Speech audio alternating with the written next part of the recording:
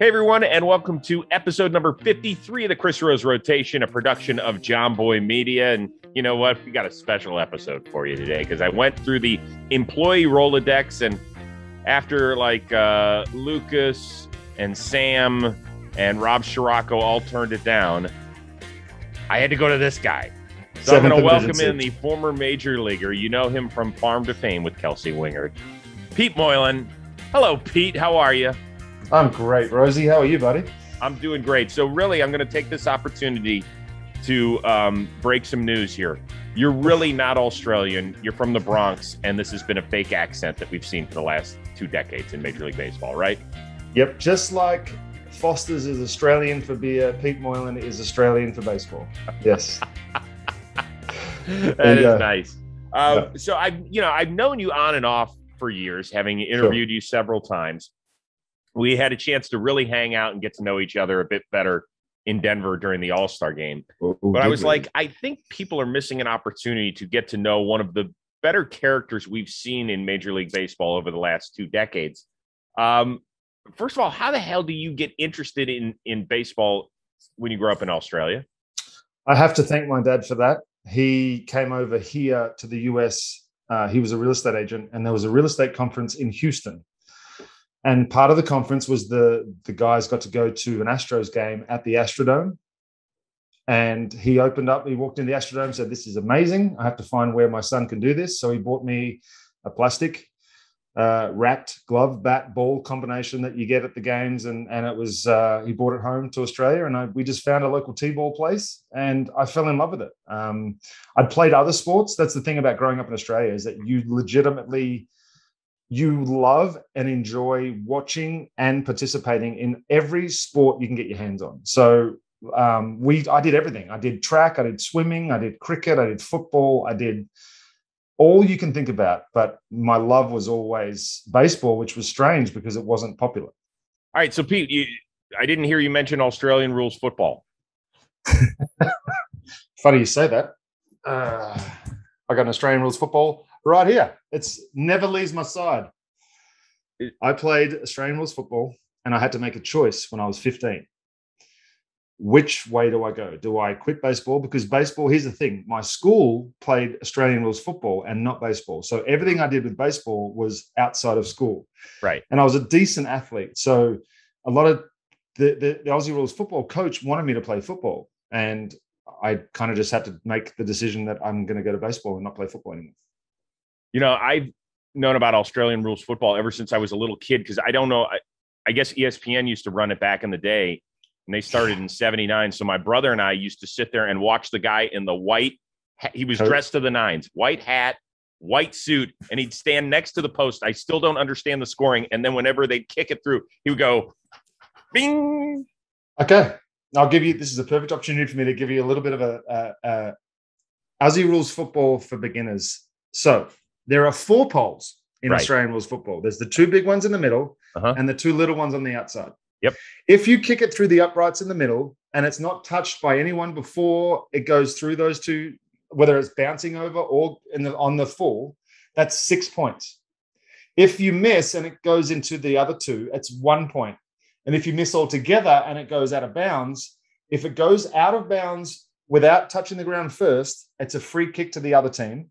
If it goes out of bounds and somebody's touched it, then the umpire grabs the ball, and you'll see them from the sideline just reel back and then just launch this thing over their shoulder. And then 2 dudes that are 6'4", 6'5", and 250 pounds just beat the crap out of each other for the next couple of minutes. And then it's 18 on 18 melee. It's just insanity. What's the worst thing that ever happened to you while playing Australian rules football? That's a great question. It's embarrassing because of okay, so I used to wear glasses, right? And I wore glasses. You still do, Pete. They're on your face. Correct. I used to wear them playing Aussie rules football, which isn't fun. I didn't like contact lenses. Anything in and around my eyes, I kind of get a little bit freaky about. Mm-hmm. So I then decided that I was going to wear glasses playing football, and I accidentally hip and shouldered someone trying to protect because I was very conscious of the fact that I had these glass things on my face with metal. So anytime I'd sort of go to tackle, or I'd always turn and I'd always just hit with my shoulder. And I crushed this guy once and I apologized.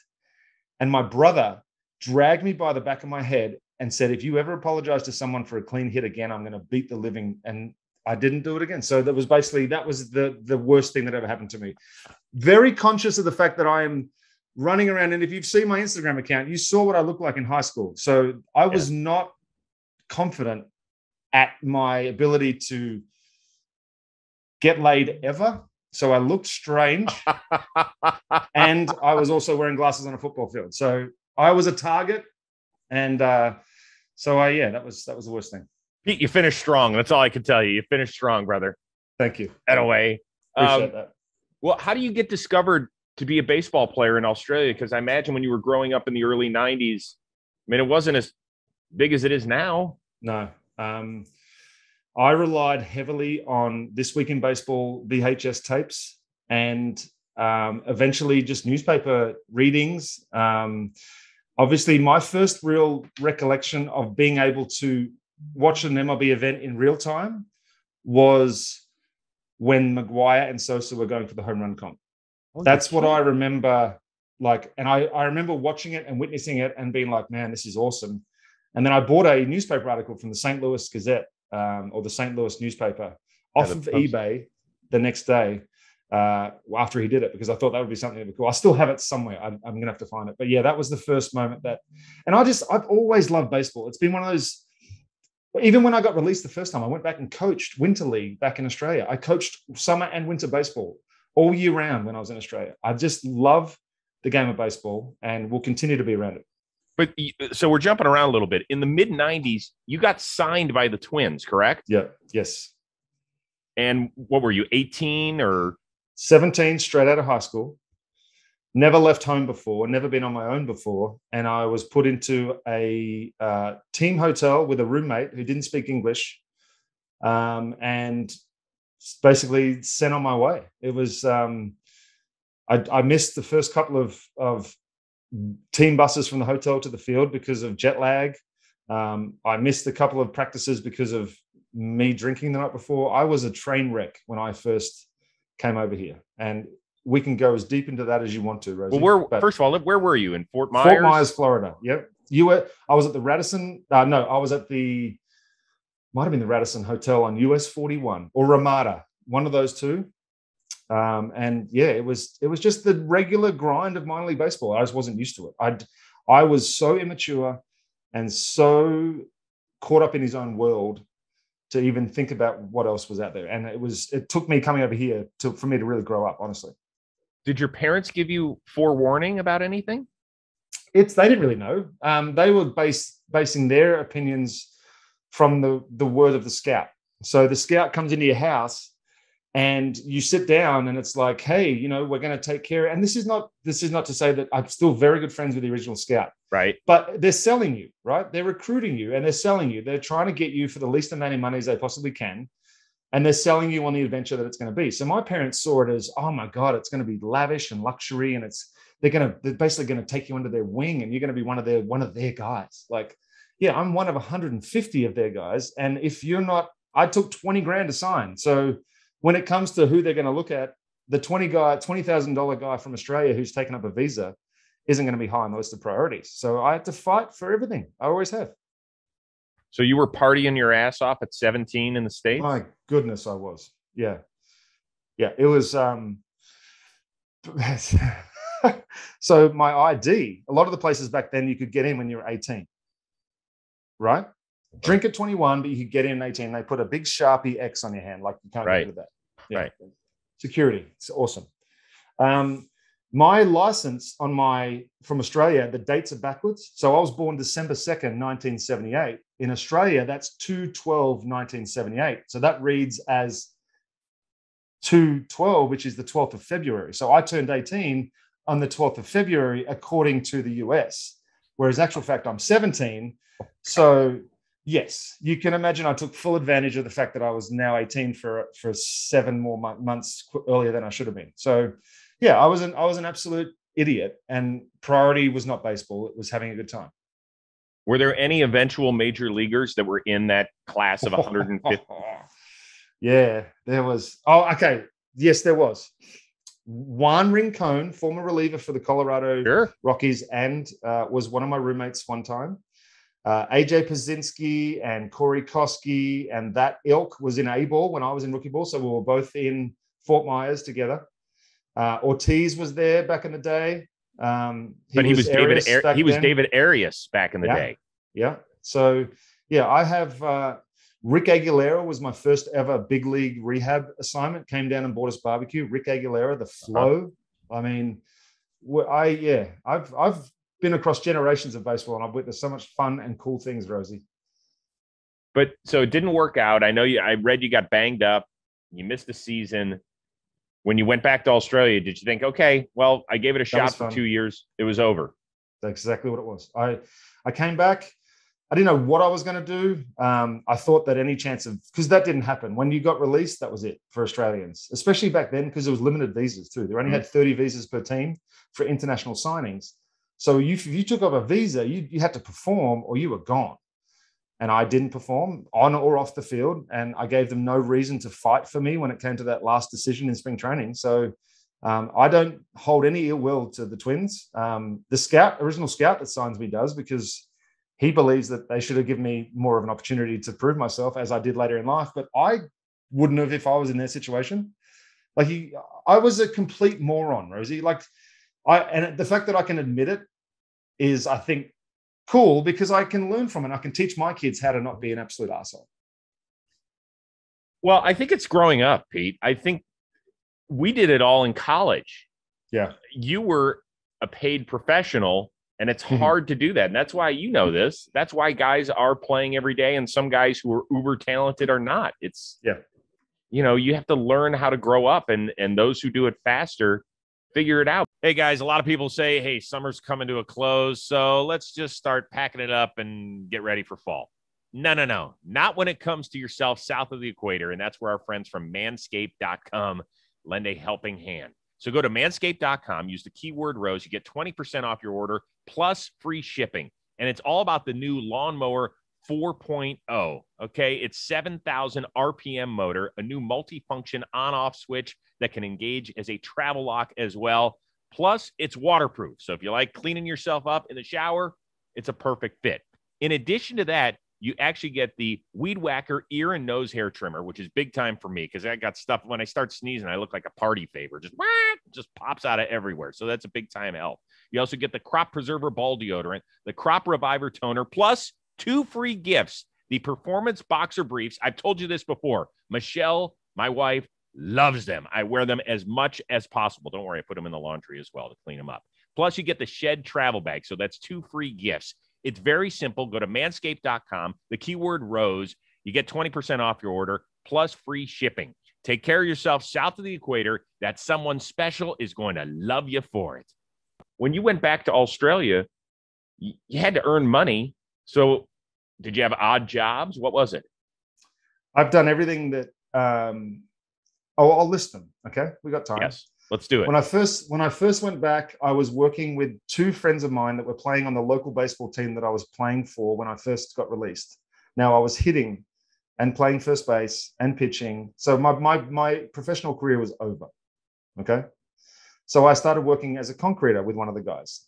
Hardest job I've ever done. Wheelbarrows of concrete to the job site, back and forward, dumping concrete, going back, getting more wheelbarrows. And then once the wheelbarrows were done, you had to then obviously make it flat. So you got the screed out and the trowel, and I did all of it.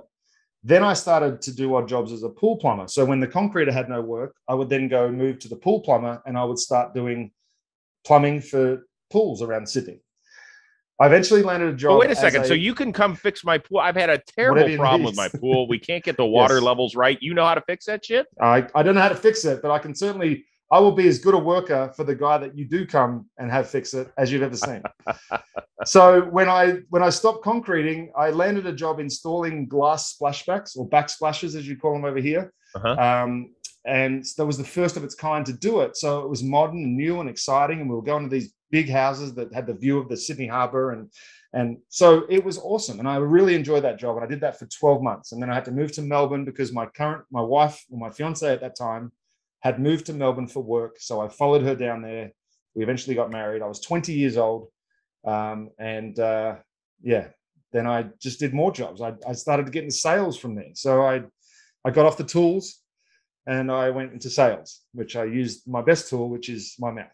Yeah. Yeah. You can so what were you selling? My ex-wives. I was selling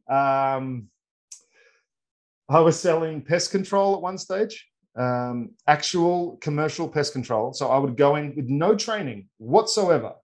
I would go into these massive commercial sites and give them a quote on how much I believed it was going to cost to get rid of their pest problem. I didn't know what pest problem they had. I looked at the size of the building. I looked at how long it would take the guy to walk around, and I based my quote on that. I didn't check if there was cockroaches or rats or spiders or ants. I was just walking around. I was the worst Flick pest control salesman in the history of Flick pest control. So when somebody shows up to your house in Atlanta right now, and, there's massive bug problems down there all the time with the humidity and all sorts of shit. Somebody knocks on your door. Hey, I'd like to sell you our pest control product. You're like, hey, listen, brother, you knocked on the wrong house. Because I know your shtick. Destroy you. I know your shtick. You don't know anything about pests. No, I make sure that I talk to the guy that's actually going to come out and do the job rather than the guy that's trying to sell it to me. Oh, God. Did you ever have to do any of the spraying, or did you just have to do the selling? No, but I remember one time one of the guys that actually had to do the job, he came in. This is how I knew I wasn't very good, right? And he was a friend of mine as well. So he comes in, storms in, grabs me from my desk and walks me into the manager's office and with a bag, like I'm talking a plastic bag full of tiny cockroaches. And he slams it on the desk and he goes, this is what you fucking paid me $150 for. And I get $1,000 to walk around and check 6 rat traps at this factory over here. Figure it out. And I was like, oh my God, I'm so sorry. Do you want the $1,000 or do I just? So I was done. From that point, I was done. So that didn't last very long. I left Flick Pest Control and then I became a lift chair salesman. What's a lift chair, you ask? Yeah, I mean, well, Rosie, when we get to our age, it's it's hard to get up in and out of chairs. Oh yeah, I used to have one of those in my house. My mom was ill and used to take the lift chair up the stairs. Nope, close. No? But there's one that actually just a recliner that gives them a helping hand just to let them sort of slide off the front of the seat. My dad had one of those too. Perfect. So I was the #1 salesman in Melbourne of those said lift chairs, and I used to drive around in a Mercedes Sprinter van with manual lift chairs, electronic lift chairs, actual just regular high chairs. We had adjustable beds. So you can imagine that was fun for me. I'd go to nursing homes and retirement villages and cozy up to the old ladies. And hi, I'm Peter Moylan. That. Yes. Need a lift? Didn't have hair back then, had terrible teeth, like there was a lot going on back then, but I feel like, as the kids say, I'm glowing up. Is that what they say? I'm glowing up. Anything else I should know about before I ask you another baseball question? We can go anywhere you want. Let's then I eventually landed as a pharmaceutical rep, which is what I was doing. When I was that makes sense, doesn't it? Yeah, I mean, gained 6 miles an hour as a pharmaceutical rep. Oh, okay. I get it. Oh gosh!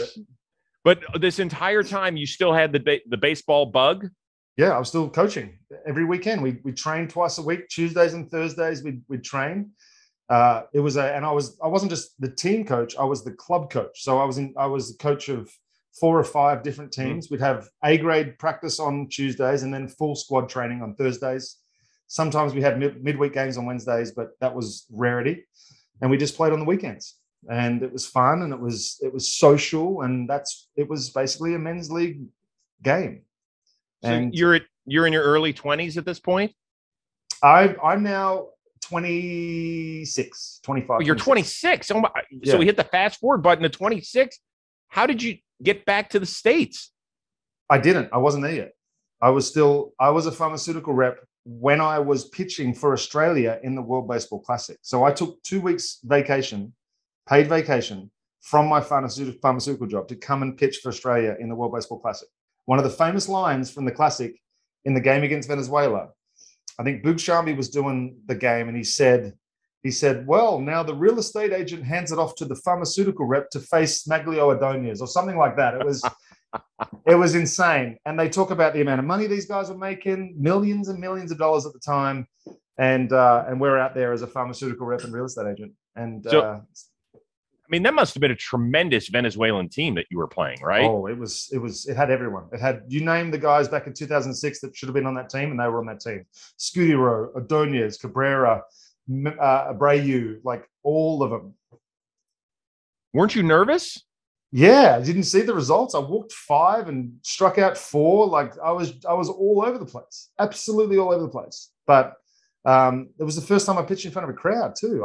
You got to understand, I was 3 weeks before I was pitching in local beer leagues, and then now all of a sudden I'm in front of 12,000 screaming Venezuelan fans at downtown at Sports Disney. What's it, Widewater Sports? Was that the most fun you've ever had at that point? At that point, it was on a baseball field. Yes. Yeah, that was what and for me, it was more of I wanted to prove that, because when I got released, because of my sordid past, I guess you'd say, because I was a fun kid, and everybody who saw me get signed and sent over was like, oh, we knew this was going to happen. You know, he wasn't going to last.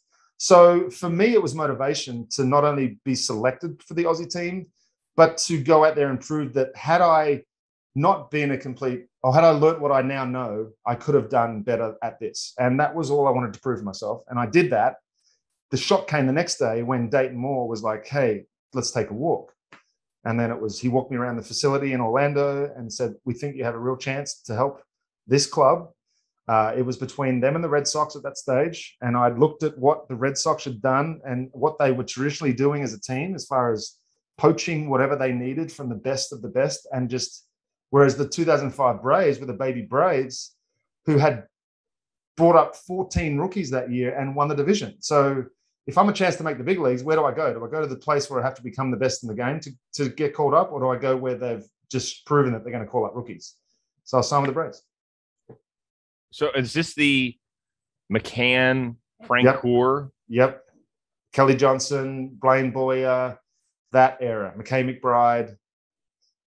Yes, wow. That was the baby Braves. And then the streak of 14 years ended in my debut season of 2006. So I take pride in that I feel like I ended the streak. Pete, had you cleaned up your shit at that point, or were you still partying your ass off? there was demons there still. I still like to enjoy myself for the first portion of my career. And you can tell from the weight fluctuations and the injuries that maybe I should have focused a little more on what was happening on the field than what was happening off the field. Wouldn't change a thing. Don't get me wrong. And I keep saying this. Every single time I say stuff like that, I say I would not change a thing in my life. I've been playing with house money from the day I got over here, and I wouldn't change a thing. But I would have prepared myself and taken care of myself better in the early years. It was interesting. That reminds me of a story. When I was on Best Damn, David Wells used to be a fill-in host quite a bit. And I remember asking him the question. I said, David, do you think that if you took better care of yourself and didn't party as much, do you think, hell, I could have been a Hall of Famer, because he was damn good as he was. Yeah. Being kind of out of shape, and, you know, the stories are legendary about him. He's like, yeah, Chris, I've had a great career. He goes, if I had been in the gym the entire time and disciplined, I would never have made it, because this is who I am. That makes sense. I think, yeah, I take that absolutely.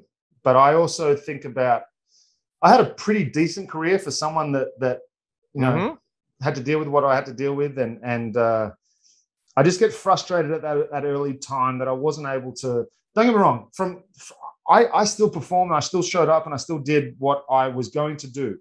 But the injury bug that got me, it was more self-inflicted than anything else. And I can accept that.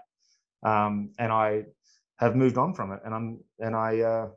It's not going to change who I am. And it's not going to change. So wait a second. You're telling me that your 2 Tommy Johns and your back issues, and those were self-inflicted? Oh, majority of them. Yeah. I mean, what'd you do? Throw your elbow against a wall? I mean, but when you're drinking alcohol every day, it's not the best recovery. It's not like you get on a plane, you go to the next city, and you're drinking heavily, and then by the time you get there, it's like And I wasn't drinking to get over the pain of throwing. I was on an airplane. There was alcohol there. I enjoyed a drink and I would have a drink. But now I've stopped drinking almost completely, and I feel better. I wasn't drinking because I was addicted to drinking. I was drinking because I enjoyed it. And then now that I've stopped drinking, I realized that had I done that back in the past, I may have had less injuries than what I had. Okay. All right. That makes sense. Yeah. Got to take a quick second to tell you guys about Cushy Dreams. We love Cushy Dreams. It's CBD that is smokable, the fastest way to get into your system. If you like dealing with your anxiety, your depression, your inflammation, just relaxing a little bit. Maybe you want to get into a creative mood, but you're not in the mood to get super high. You're off the THC. CBD is what you need. Cushy Dreams has smokable CBD. You can get pre-rolled joints. You can get 1/8 tins. You can get whatever strain you want. You go to cushydreams.com, KUSHY dreams.com. You use code ROSE for 20% off. You have a great time. You enjoy yourself. Try it out. You remember the day you were told you were coming to the big leagues? Yep. I do. I was in because it was so early in the season. We'd started the season on a road trip. And by the time here it is, look at those fresh arms. Oh my God. By the time Ryan Howard, first batter I ever faced, and the last left-hander hitter I got out in the big leagues. So, yeah, I do remember it. I was in a hotel in Richmond. We just come back from a road trip. So I just moved into the team hotel. You get 3 days free when you first move in. So I was living in this, and I get a phone call. It was late night, and then you're gonna have to get up early in the morning and be on your way. So from that point, it's a blur until I get on the mound here. But the amount of, I mean, I look confident though. That's the crazy thing. Like I looked like I knew what I was doing. Lucky hit there. But by the way, do you know who you just gave a hit up to right there? Yeah, the manager of the Reds, right? Exactly. That's David Bell. Yeah. I think I got Aaron Boone a few times. I've got Rossi a couple of times. So that's when I knew it was time for me to get out in 18 when all these guys are taking managers' roles. Chris Woodward, I punched him out as well. But yeah, there was this moment will never ever be replaced for me. And you'll notice when I walk off when the inning's over, I kind of just kept my head down because it was the first time that I really allowed myself to look up above the second deck, because that third deck changes everything. It changes everything. When you can look up and you can't see the sky and all you see is people. David DeLucci, first punch out, another lefty. So I lied. I'm sorry, Rosie. But look, keep your head down, son. Look at those. By the way, I thought and I continue to think that the goatee was a good look right the way through 2016. Yeah, well, it was at the time. It was at the time. By the way, the way you look in the uniform, and they didn't do you any service by wearing the throwbacks, the old baggy, like wool-looking throwbacks that day. What do you mean? What's wrong with that? It really looks like you should be sitting in section 217. I do. That's okay. And actually, my first outing as a Royal was in the throwback jersey against the Braves. So there's something with me looking uncomfortable on the mound that people like to share that with everyone. Was there a sense of, I made it? Like as you're walking off the mound, you're like, everything I've been through, all these odd jobs, all these failures that might be self-inflicted wounds, and I finally made it. Yes, there was that moment. But there was also, I guess this is what helped me throughout, was that there was the moment that I didn't want that to be the end. I didn't want my story to be, I was the pharmaceutical rep that signed out of the World Baseball Classic and had a couple of outings in the big leagues. I wanted to be the guy that turned that into a sustainable career and a long, and now look what I'm doing, man. I'm like, that was the coolest part, is that when I first came over here, that was the story. Like, look at this guy. This guy looks like the Wild Thing from Major League, and he's throwing 95. And it was all the backstories. It was all the other stuff. It was all the distractions. It was all the bullshit. And now when you hear people talk about Peter Moylan, it's very rarely, oh, weren't you that guy who was a pharmaceutical rep? It was yeah, he had a decent career, and now he's on JOMBOY. And I love it. I know you're listening to a baseball podcast, but football is around the corner and DraftKings is giving out free money. You bet $1 on an NFL game during the first week of the season, you receive $200 in free bets instantly. No matter what, you take those $200 worth of free bets and you put them right back into baseball. You bet the Twins to hit the under. You bet the Braves to win the division. You do whatever you want with it. Football gets you the money. You use it on baseball. Boom, bing, bam, bam, bang. No one has ever said those B words in that order before, I don't think. Download the DraftKings Sportsbook app now and use promo code ROSE to receive $200 in free bets when you place a $1 bet on any Week 1 game. That's promo code ROSE to get your free $200 in free bets instantly for a limited time only at DraftKings Sportsbook, an official sports betting partner of the NFL.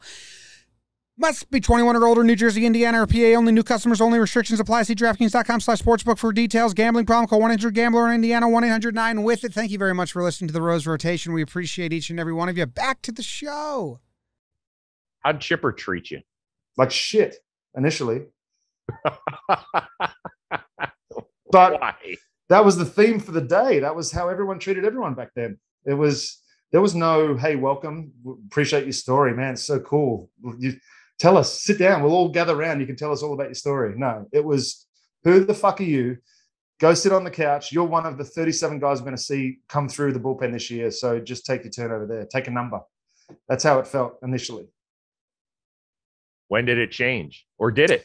It did when I started having success in 2007. 2006, I was up and down and I was all over the place and back to AAA. And then 2007, something clicked in my arm angle. And from spring to the end of the season, it was just, I just wanted the ball every single time the phone rang. It was one of those years that I would get pissed off if the phone rang and it was a situation I thought I was supposed to be pitching in and I wasn't pitching. I threw in 80 games that year. I threw 90 innings out of the bullpen that year. I thought that's when I knew I'd made it. That's when there was moves to be made and there's no worry that it's going to be you. That's when you know you've made it. So you're sitting in the clubhouse and you know that someone's just arrived or coming off the DL or IL, whatever it was. You know that when that move needs to be made and you are 100% certain it's not you, you've made it. So eventually was Chipper nice to you? Yeah, I still consider Chipper a very, very good friend of mine. But this is the way I explain it to people, okay? I'm genuinely nice to everyone that I try and meet unless you do something wrong to me. He was nice enough. He wasn't going to, as I said, take me under his wing, but he was nice enough. And to defend him, he's 15 years in the game. He's not going to go out there and want to strike up a lifelong friendship with every single person that comes into that clubhouse. So I got the fact that there was that standoffish part when I first got there. But now, once you prove yourself and once you can show that you can, help the team win or even show you've got some personality or some grit, whatever it is that he's looking for, once he sees that in you, then you're golden. And it's not just him. It's all those kinds of guys. Not everyone's a Jim Thome. Not everyone's going to make you feel like you're the greatest person on earth. There are some dickheads in this game. Chipper's not one of them, but there are some real guys that came through this game that treated people like shit. And I witnessed it. And I'm so glad that part of the game's gone. Pete, you are such an affable guy and so welcoming. When you became a veteran, did you ever confront a guy? Yeah. Not become a veteran. I confronted, there was a couple of times where I've spoken to guys about the way they speak to other guys. That's what I'm talking about. Yeah. But I didn't do it in a way that was like defending him in front of, I feel like that would just be adding to the issue. There's been times where I've grabbed a guy, taken to the side, whether it's a young guy, an old guy, just explained to him why they're doing it. And, Chris Medlin, Tommy Hansen, those sorts of guys come to mind, where they're young and they're just trying to help and they're just getting yelled at and they don't know what to do. They don't want to do the wrong thing. They're just constantly deer in a headlight. So I felt like my job was to calm them down, explain what's happening, and then we were able to move on as a team. But did you ever take the other side and go to you never went to a I was a veteran dick. was like, hey, listen, dude, lay off of him. This isn't going to help them, and it's not going to help us. Towards the end, as it was phasing out, yeah, but I probably could have stood up a little more earlier. But I was the guy that was 27 that was getting crushed too. So I had to defend myself a little bit. But that's the issue, right? So, and we're getting a deeper level here. But if you are treated that way when you first come to the big leagues, then you think that's the way it's done, and then you're going to do the same thing. But at some point, the cycle has to stop. We know that in every sort of relationship. And it absolutely has. And it started with the dress thing at the September, like it started with that. And initially I was like, what are we doing? You know, this is all fun. It's all part of the game. But at the same time, I'm like, well, hold on. You don't know what that guy's been through in his life. And maybe putting on a Speedo and trouncing around downtown New York is not going to make him as uncomfortable as he's ever been in his life. That's not something you need to do to prove that you're a good baseball player. So I took the other side of that. And I'm learning, just like everyone is, that there's certain things that it's just the way we do it isn't going to work. That drives me nuts. I hate that most about the sport I love. Yeah. It's changing. Like I've never understood the whole let's throw at somebody. Right. And if you were to ask why, the answer is, well, that's because it's been done that way for decades. That is not an acceptable answer in my world in terms of life. We'll sort it out ourselves. Gets tired. Do you really, though? Do you really sort it out, or do you just create more anger? Right. Right. Yeah, it's silliness. What was your I'm in awe moment of being on the field? Was it that you got a chance to pitch to somebody? Was it? I keep going back to the early days, but I mean, walking into that clubhouse for the first time with Smoltz, C. Jones, A. Jones, Tim Hudson, you know, legends coming back and forth. Dale Murphy was around all the time. Hank Aaron was in that clubhouse. Hank Aaron walked through the club. Like, that moment was pretty weird.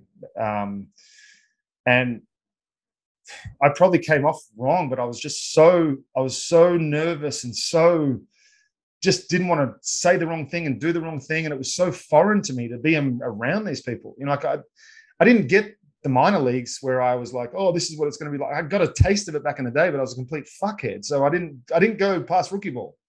So my first experience of any baseball above rookie ball was going to AAA for 2 weeks, and then I got called up. So I'm like, everything's new.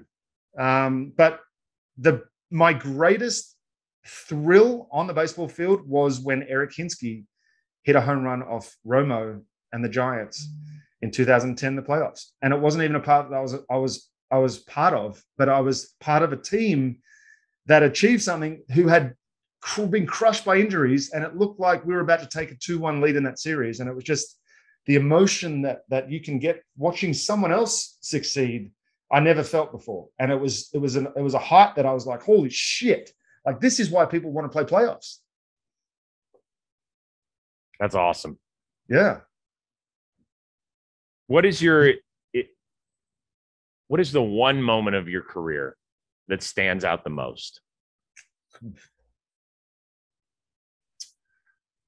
Do you want the real answer, or you want me to give you an answer? That the real answer is my walk-off that I gave up to Ryan Zimmerman.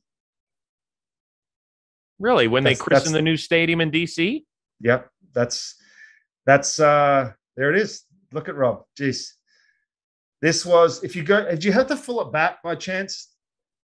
Because I want to go back to the pitch before. And you might be able to find the pitch before. Why would you say that? Because most people don't want any part of that. No, because it was such I remember, and again, Boog Shambi called me, texted me the night of and said, "You're still nasty, bro." And it was like, everything to that point, I'd been really good. Like 2007 was my career year.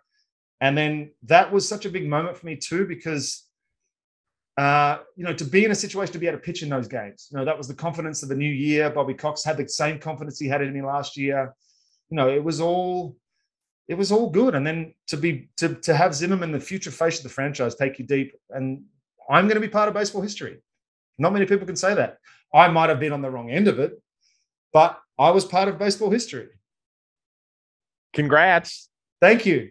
I've had some cool, and this is what I'm saying. Like I go back and I look at, I've had some really, really cool moments. I've had some great innings where I've, felt really great, but all my moments have been with other people. So I think it's cool to reflect on that as well. I've watched the pitch before.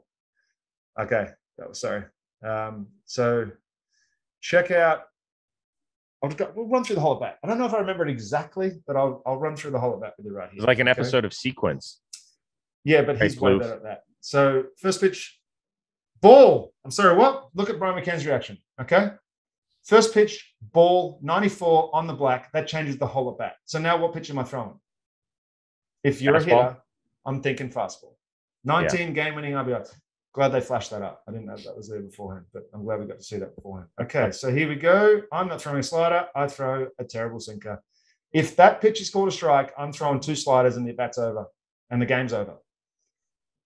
But Ryan Zimmerman got his moment. I got my part of that moment. Look at me. Look at me. I'm wearing a fighting necklace. That's how locked in I was. Oh my God, the fighting necklaces. Oh my God. Look at that. Oh, that's a great look. There it is. I didn't twist it though. I didn't do the twist. You have any good Bobby Cox stories for us? Do I ever? Yep. Pittsburgh. Inside the clubhouse in Pittsburgh. And I used to get there pretty early. Mainly because I was hungover and I just wanted to get some food. But I used to get there pretty early and act like I was like, I'm going to come and watch video or something. So Bobby Cox was walking around trying to find his shoes. And he's got 6 clubhouse attendants looking for them, and they're all bringing him different kinds of shoes. And anyway, this kid walks up with one and he goes, Bobby, are these it? And he looks him square in the eye and says, they aren't mine. Mine have got fucking nails in them. He wore spikes every single day for his whole career. He wore baseball spikes as he managed. Coolest thing in the world. Wow. I mean, I've heard stories of managers like when they're chewing guys out in the shower and they're wearing spikes, they fall right on their ass. I would love to see that. Surprised that didn't happen. No, did you laugh your ass off? Like if you were out of a game, let's say you had already pitched and you were on the bench and Bobby Cox got thrown out because it only happened about 1,000 times in his career. Yeah. I mean, those implosions that he had were legendary. My favorite story, and Glavin and Maddox tell this story all the time, and this is why I've heard it so much and I can tell it. He tells a story about back in the day, they used to try and do the charts inside because the view from the dugout couldn't tell what pitch it was. So they convinced Bobby to let him do the charts inside. The umpire had been pretty good most of the game, but Maddox wanted to mess with him. So Bobby comes in to get his coffee midway through the game and he says, hey, Greg, has he been out there? And Greg Maddox said, no, awful, Bobby, absolutely awful. Without even looking, he goes running down the tunnel and comes out, hey, and he gets thrown out within 5 minutes of that happening, all because Maddox was just messing with him. So that's the kind of character that Bobby Cox was. That's the kind of person, the man. He had your back no matter what. If you told him something, he believed you. He was going to go to bat for you. Did he ever have to pull you in the office? Oh, no chance. No, I wouldn't give him a chance. I wouldn't give him, despite all my on-off the field fun, I showed up and I got my first win hungover. Here's a funny story for you. This is probably, okay, so we are 2007. Mm-hmm. Miami Stadium. Chipper Jones and Andrew Jones have birthdays very close to each other. So they combined, and instead of having individual parties, we did a double deuce at a nightclub in Miami. This was the first time, Rosie, that I had ever experienced bottle service because we didn't do bottle service in Australia. So I was serving my own drinks. And if you've ever been to Australia, this is how they measure their drinks in Australia.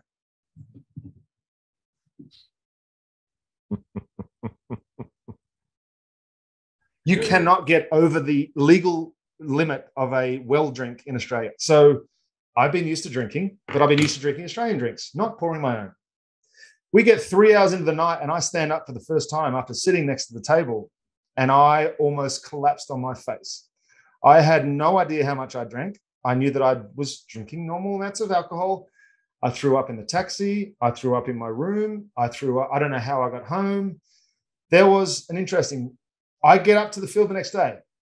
Redmond is starting. Todd Redmond, Mike Redmond, the non-catcher Redmond. Mike. Yeah, Mike. Gives up 4 runs in the first couple of innings, and then I'm just like white as a ghost. I'm warming up. Eddie Perez is handing me water. He's flicking me with water. He's like, "You don't look well. You don't." And you just got to get through it. So I went out there, took a line drive off Miguel Cabrera off my shin in that game. So not only is Bobby expecting me to go multiple innings, but I'm as hungover as I've ever been, and I've just taken a line drive off Mel Cabrera off my shin. But I stayed in the game through 3 innings. Well, the good news is that back then they didn't have a dome. So at least the humidity was drying you out, right? It rained every single day.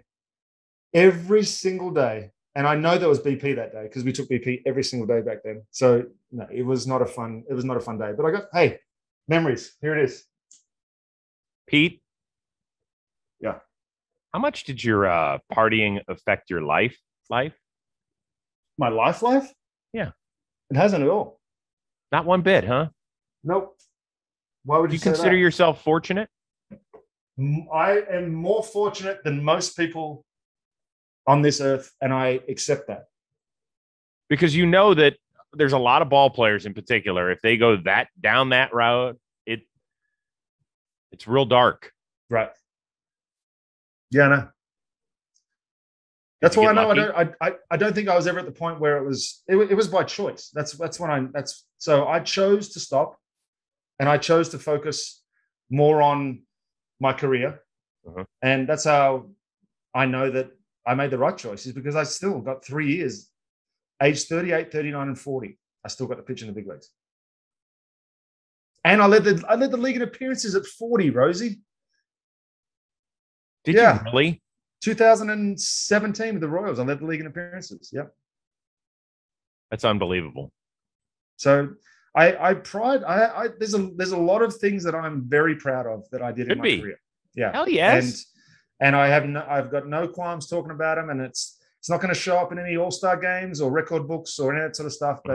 But I'm very proud of the career that I had despite everything. It was interesting. Our boss man Jimmy did a breakdown of you a couple days ago and asked, did you throw at another pitcher intentionally because he had walked you? Yeah. And I saw the interesting question. Yeah. But did you ever actually throw at a hitter intentionally? I did. And I can admit it. I missed him. He hit a ground ball to shortstop. But I was trying to hit Lasting's millage in AAA. Because he went in with a spikes up slide to Jonathan Scherholtz, and I tried to hit him and he hit a ground ball to shortstop. Oh, that's how good I was. You really missed. I really missed. It was in. I jammed in like it was nothing but knuckles, but he still was able to hit a ground ball to shortstop. I don't know if that's a bad thing on me or a good thing on him. Right. No, nobody ever told you that you had to throw at somebody or anything? No, it was never. Back in the day, it might have happened 3 times that I remember that I can. Someone said, "Hey, we got to drill this guy," and it was. Look, there was certain situations that warranted it back in the day, especially if you were going to be a complete maniac on the base paths and go and injure someone and take someone out, and I understand that there wanted to be some sort of I don't know. I just talk around in circles now because I'm trying to justify when there was a time where it was okay to hit someone. I don't know. It doesn't make any sense. The more I talk about it, it just doesn't make any sense. So I'm just going to stop talking. It's amazing. I didn't know you led the league in appearances at age 39. Yeah. Pretty good, dude. Thanks, dude. I'm proud of that. Well, before we let you go, every guest on the show gets to spin the wheel of moderately interesting things. So here we go. This is my favorite part. At least okay. Tripping. This will be a good one for you. Where do you want your next trip to be? I want to go back to Europe so bad. I want to go to Amsterdam. I want to take everybody that I know to Amsterdam. I think that won't be my next trip, because my next trip's going to be Australia. But if I had a choice, I'd be going back to Amsterdam anyway. I spent 2 weeks there. I called a couple of NFL Europe games in 2005. There are certain sections, just let me clarify. There are certain sections of Amsterdam that I wouldn't particularly suggest taking your family to. But if I was by myself. Perfect. So if you just start walking, you just start walking that place and you get lost, and it's magical. Great. It was. I would kick myself now because I didn't do enough. I was with people that I knew, but they weren't like close friends. I was lonely. My wife was pregnant with our second child. I was like worried about that whole thing. I did tour the red light district just because I wanted to say, hey, I've been here. It was absolute madness. Madness. I did the museum. Oh, did you? Yeah. There's a red light museum where you just single file line walk through, and it tells you the history of it all. And it's quite interesting, honestly. It was fascinating. It really was. Like I walked through there, and it was part terribly sad, part like funny, part, it just every emotion runs through you. You're like, I cannot believe this is actually happening. I know. So I will be your wingman / travel buddy anytime you want to go anywhere to the right-hand side of the US and to the left-hand side. I mean, let's go to Hawaii if we have to. I appreciate it. I know we really bonded in Denver. It was great to do that. And I think we've bonded over the last 50 minutes too. Yes, we have. It's flown by. You've got amazing stories, and you're in a great place. You're a good human being. You're just kind of fun to talk to, dude. Thank you, man. I appreciate it. I just try to be honest. And this is, a lot of people get in trouble when they just try and say what they think people want to hear. But I've never been that way, and I will be unapologetically not that way for the rest of my life. Yeah. And you've got amazing teeth. Thanks, brother. Bought and paid for.